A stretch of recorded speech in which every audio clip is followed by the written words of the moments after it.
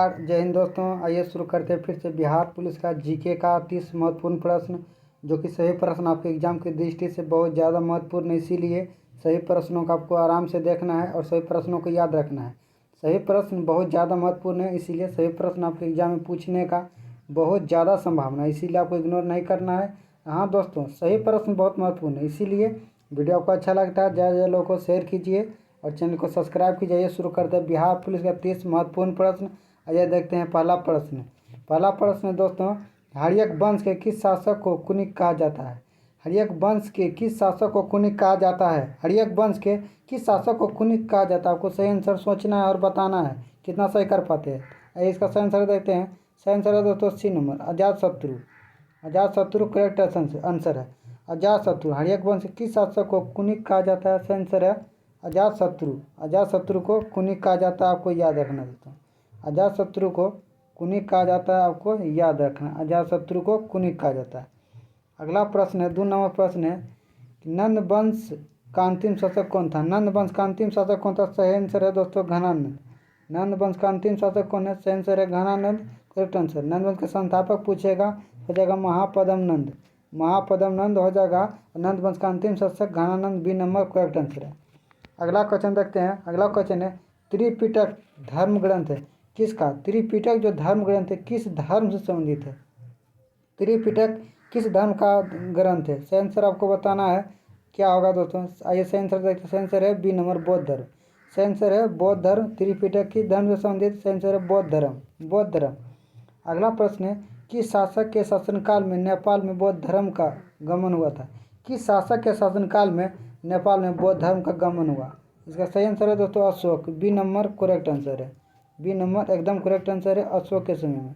अशोक के समय में अशोक के शासनकाल में नेपाल में बौद्ध धर्म का गमन हुआ था और प्रचार भी हुआ था, आपको याद रखना है। अगला प्रश्न है, भगवान महावीर का प्रथम शिष्य कौन था? भगवान महावीर का प्रथम शिष्य कौन था? सही आंसर आपको बताना है, ए नंबर करेक्ट आंसर है जमाली। ए नंबर बिल्कुल करेक्ट आंसर है दोस्तों, जमाली करेक्ट आंसर। जमाली, महावीर का प्रथम शिष्य कौन था दोस्तों? जमाली, आपको याद रखना है। महावीर का प्रथम शिष्य कौन था? जमाली। महावीर जो है दोस्तों आपको याद रखना है कि जैन धर्म का वास्तविक संस्थापक पूछेगा तो आपको सही आंसर मानना है महावीर। जैन धर्म के 24वें तीर्थकर भी पूछेगा तो उसका सही आंसर हो जाएगा महावीर। 24वें तीर्थकर महावीर थे और जैन धर्म का वास्तविक संस्थापक महावीर थे। अगला क्वेश्चन देखते हैं, प्रथम जैन सभा का आयोजन कहाँ हुआ था? बार बार एग्जाम में पूछा जाता है सभा से संबंधित प्रश्न, आपको याद रखना है कि प्रथम जैन सभा का आयोजन कहाँ हुआ था? प्रथम जैन सभा का आयोजन कहाँ हुआ था? तो सही आंसर दोस्तों डी नंबर करेक्ट आंसर है पाटलिपुत्रा। जैन धर्म का प्रथम सभा हुआ था पाटलिपुत्रा में और जैन धर्म का द्वितीय सभा हुआ था वल्लभी गुजरात में। जैन धर्म का 2 सभा हुआ, प्रथम हुआ पाटलिपुत्रा में, द्वितीय हुआ वल्लभी गुजरात में, जो कि बी नंबर वल्लभी दूसरा हुआ था। और जैन धर्म का प्रथम हुआ था कहाँ? सभा पाटलिपुत्रा में, को याद रखना है। अगला प्रश्न है, चाणक्य का अन्य नाम क्या था? चाणक्य का अन्य नाम क्या था? चाणक्य का अन्य नाम क्या था? इसका सही आंसर है दोस्तों सी नंबर विष्णुगुप्त। चाणक्य का अन्य नाम क्या था? तो विष्णुगुप्त, विष्णुगुप्त। अगला क्वेश्चन है, निम्नलिखित में से प्राचीनतम राजवंश कौन सा? और कौन सा राजवंश है जो सबसे प्राचीनतम राजवंश है? ये इसका सही आंसर देखते हैं। सही आंसर है दोस्तों ये नंबर मौर्य वंश। मौर्य वंश सबसे प्राचीनतम राजवंश है दोस्तों। अब आपके पास टाइम नहीं बचा दोस्तों, इसीलिए जितना भी दे रहे हैं क्वेश्चन सभी एग्जाम में पूछा जाएगा, इसलिए सभी प्रश्न आपको याद रखना दोस्तों। सबसे प्राचीनतम राजवंश कौन सा है? मौर्य वंश, आपको याद रखना है। अगला प्रश्न है 9 नंबर, किस सांची किस कला व मूर्ति कला को निरूपित करता है? सांची जो दोस्तों किसके लिए प्रसिद्ध है? सांची किस धर्म की कला व मूर्ति कला के रूप में सबसे अधिक प्रसिद्ध है? सही आंसर दोस्तों बी नंबर बौद्ध धर्म। बौद्ध धर्म बिल्कुल करेक्ट आंसर है दोस्तों। अगला प्रश्न है, मौर्य वंश का स्थापना किसने किया? मौर्य वंश का स्थापना किसने किया था? मौर्य वंश का स्थापना किसने किया? सही आंसर है दोस्तों बी नंबर चंद्रगुप्त मौर्य। मौर्य वंश का स्थापना किसने किया था? चंद्रगुप्त मौर्य, आपको याद रखना है। अगला प्रश्न, नंद वंश के बाद मगध पर किस राजवंश ने शासन किया था? मगध पर जो है दोस्तों नंद वंश के बाद वह कौन सा वंश है जो सब शासन किया था? सही आंसर दोस्तों ये नंबर मौर्य वंश। नंद वंश के बाद मगध पर किस वंश ने शासन किया था?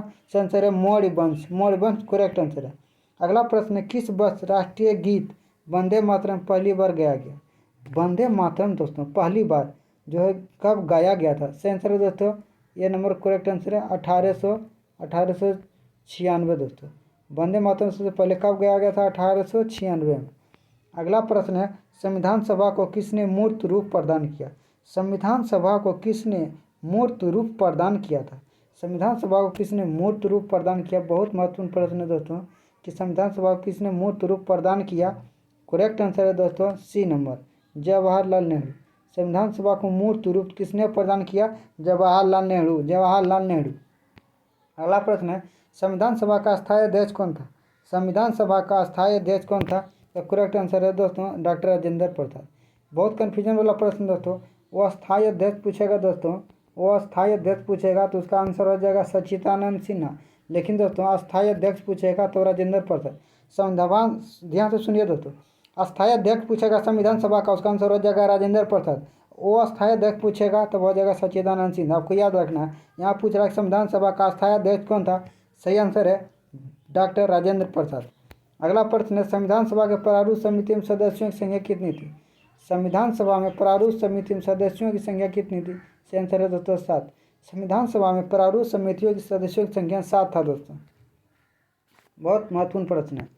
अगला प्रश्न है, संविधान सभा का प्रथम अधिवेशन कहाँ हुआ था? संविधान सभा का प्रथम अधिवेशन कहाँ हुआ था? तो सही आंसर है दिल्ली।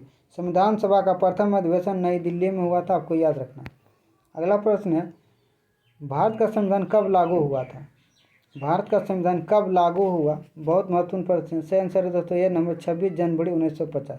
भारत का संविधान कब लागू हुआ? 26 जनवरी 1950 में लागू हुआ। भारतीय संविधान सभा में महिला सदस्यों की कुल संख्या कितनी थी? भारतीय संविधान सभा में जब गठन हुआ दोस्तों उस समय महिला सदस्यों की कुल संख्या कितनी थी? आपको सही आंसर बताना दोस्तों। सही आंसर दोस्तों डी नंबर 15। संविधान सभा में महिला सदस्यों की संख्या कितना था दोस्तों? तो 15 था, आपको याद रखना है। अगला प्रश्न है कि भारतीय संविधान की आत्मा किसे कहा जाता है?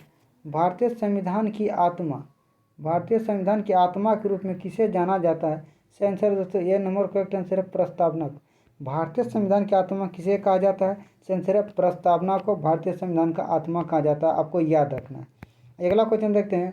अगला प्रश्न है, संविधान के प्रस्तावना में संशोधन कितने बार किया गया है? संविधान का जो प्रस्तावना दोस्तों में कितने बार संशोधन किया गया है? इसका सही आंसर है दोस्तों सी नंबर 1 बार। संविधान के प्रस्ताव में मात्र 1 बार संशोधन हुआ है, कब हुआ? तो 1976 में हुआ है, 42वां संविधान संशोधन द्वारा। संविधान के प्रस्तावना में मात्र 1 बार संविधान संशोधन हुआ है 1976 में, 42वां संशोधन द्वारा, आपको याद रखना है। अगला प्रश्न है कि भारत का संविधान किस प्रकार का है? भारत का जो संविधान है दोस्तों वह किस प्रकार का संविधान है? इसका सही आंसर है दोस्तों डी नंबर। भारत का जो संविधान है लचीला और कठोर दोनों दोस्तों। भारत का संविधान लचीला भी है और कठोर है, इसीलिए डी नंबर बिल्कुल करेक्ट आंसर है। अगला प्रश्न कि वर्तमान में भारतीय संविधान में कुल कितने अनुसूचियां हैं? वर्तमान में भारतीय संविधान में कुल कितने अनुसूचियां हैं? तो सही आंसर है दोस्तों सी नंबर 12। वर्तमान में भारतीय संविधान में 12 अनुसूचियां हैं, आपको याद रखना है। अगला क्वेश्चन देखते हैं कि 73वें संविधान संशोधन अधिनियम द्वारा भारतीय संविधान में कौन सी अनुसूची जोड़ा गया? जिस समय 73वां संविधान संशोधन हुआ दोस्तों उस समय भारतीय संविधान में कौन सा अनुसूची जोड़ा गया? सही आंसर है दोस्तों सी नंबर 11वीं अनुसूची। 11वीं अनुसूची जोड़ा गया 73वां संविधान संशोधन द्वारा, जो कि पंचायती राज से संबंधित है। 11वीं अनुसूची पूछेगा किससे संबंधित है? आपको सही आंसर मानना है पंचायती राज, पंचायती राज से संबंधित, आपको यह भी याद रखना है। अगला प्रश्न है कि भारतीय संविधान का 10वीं अनुसूची का संबंध किससे है? भारतीय संविधान का 10वीं अनुसूची का संबंध किससे है दोस्तों? सही आंसर है दोस्तों ए नंबर दल बदल। 10वीं अनुसूची का संबंध दल बदल से दोस्तों, आपको याद रखना है। भारतीय संविधान का 10वीं अनुसूची का संबंध किससे है? सही आंसर है दल बदल से, आपको याद रखना है। अगला क्वेश्चन देखते हैं, संसद का स्थायी सदन कौन सा? बहुत महत्वपूर्ण प्रश्न है कि संसद का जो है दोस्तों स्थायी सदन कौन सा है जो कि कभी भंग नहीं होता? अस्थायी सदन का मतलब है दोस्तों उसे भंग नहीं किया जा सकता है। इसका सही आंसर है दोस्तों बी नंबर राज्यसभा। राज्यसभा दोस्तों, राज्यसभा संसद का स्थायी सदन है। राज्यसभा जो दोस्तों संसद का स्थायी सदन है। लोकसभा को भंग किया जा सकता, संसद को उच्च, राज्यसभा को उच्च सदन भी कहा जाता है। उसको याद रखना है कि राज्यसभा को उच्च सदन भी कहा जाता है, राज्यसभा को उच्च सदन भी कहा जाता है। आपको यह भी याद रखना है कि राज्यसभा को उच्च सदन के नाम से भी जाना जाता है। अगला क्वेश्चन है, भारत में कार्यपालिका का अध्यक्ष कौन है? भारत में कार्यपालिका का अध्यक्ष कौन होता है? बहुत महत्वपूर्ण प्रश्न है कि भारत में कार्यपालिका जो उसका अध्यक्ष कौन होता है? सही आंसर है दोस्तों ये नंबर राष्ट्रपति। भारत में कार्यपालिका का अध्यक्ष राष्ट्रपति होता है, आपको याद रखना है। भारत में कार्यपालिका अध्यक्ष कौन होता है? सही आंसर है राष्ट्रपति। अगला प्रश्न है, डॉक्टर राजेंद्र प्रसाद कितने वर्ष तक राष्ट्रपति रहे? डॉक्टर राजेंद्र प्रसाद जो बिहार से संबंधित है, बिहार के हैं दोस्तों, वह कितने वर्षों तक भारत के राष्ट्रपति के पद पर रहे थे? सही आंसर है दोस्तों सी नंबर 12 वर्ष। 12 वर्ष। डॉक्टर राजेंद्र प्रसाद कितने वर्ष तक भारत के राष्ट्रपति रहे? सही आंसर है दोस्तों 12 वर्ष, बिल्कुल करेक्ट आंसर है। अगला प्रश्न है कि पारादीप बंदरगाह कहाँ स्थित है? पारादीप जो दोस्तों बंदरगाह है भारत का, वह भारत के किस राज्य में है और कहाँ स्थित है? बहुत महत्वपूर्ण प्रश्न है कि पारादीप बंदरगाह कहाँ स्थित है? सही आंसर है दोस्तों बी नंबर उड़ीसा। पारादीप बंदरगाह कहाँ है दोस्तों? तो उड़ीसा में है, आपको याद रखना है। पारादीप बंदरगाह कहाँ है? उड़ीसा में। उड़ीसा का मुख्यमंत्री पूछा कौन है दोस्तों? तो नवीन पटनायक है, आपको यह भी याद रखना है। अगला प्रश्न है कि भारत में जूट का अधिकतम उत्पादन कहाँ होता है? भारत में जूट का अधिकतम उत्पादन कहाँ होता है? सही आंसर दोस्तों डी नंबर को बिल्कुल करेक्ट आंसर है वेस्ट बंगाल। वेस्ट बंगाल यानी पश्चिम बंगाल में दोस्तों भारत में सबसे अधिक जूट का उत्पादन कहाँ होता है? सही आंसर है पश्चिम बंगाल, आपको याद रखना है। अगला प्रश्न है कि हिंदू वृद्धि दर किससे संबंधित है? हिंदू वृद्धि दर किससे संबंधित है? बहुत महत्वपूर्ण प्रश्न है, बार बार यह पूछा जाता है कि हिंदू वृद्धि दर किससे संबंधित है? ये नंबर बिल्कुल करेक्ट है दोस्तों राष्ट्रीय आय से। राष्ट्रीय आय से संबंधित है हिंदू वृद्धि दर, राष्ट्रीय आय से संबंधित दोस्तों, आपको याद रखना है। हिंदू वृद्धि दर किससे संबंधित है? ये नंबर बिल्कुल करेक्ट है, राष्ट्रीय आय से संबंधित है हिंदू वृद्धि दर। हिंदू वृद्धि दर राष्ट्रीय आय से संबंधित है दोस्तों। यह 30 महत्वपूर्ण प्रश्न था दोस्तों। सही प्रश्न आपके लिए बहुत ज़्यादा महत्वपूर्ण, इसीलिए सही प्रश्नों को आपको याद रखना है दोस्तों। आपके रिजल्ट में 100% गारंटी के साथ रिजल्ट होगा दोस्तों। वीडियो अच्छा लगता है ज़्यादा से ज़्यादा लोगों को शेयर कीजिए और चैनल को सब्सक्राइब कीजिए। मिलते हैं अगले वीडियो में, तब तक के लिए जय हिंद, नमस्कार दोस्तों।